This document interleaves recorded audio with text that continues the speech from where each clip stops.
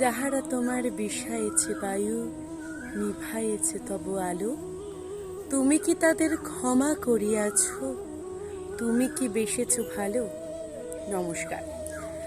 আমি আজকে আপনাদের সামনে আমার ছাদ বাগানটা দেখাতে চলেছি। এখন তো আমাদের চারপাশের পরিবেশ দূষিত, কিন্তু এর মধ্যে আমি কিছু কিছু ছোট্ট ছোট্ট চারা গাছ লাগিয়েছি, যেমন এই গোলাপ গাছটা।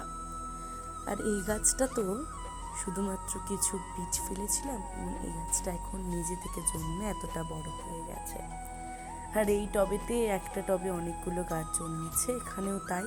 এবং নয়নতারা গাছটা প্রচণ্ডভাবে ডালপালা মিলেছে, আর ফুলগুলোও সত্যিই খুবই দেখতে সুন্দর হয়েছে। আর এই গাছগুলো কিন্তু বনু গাছ, আর এই গাছটার যে ফুলটা হয় হলুদ রঙের, সেটাও আমি নাম জানি না।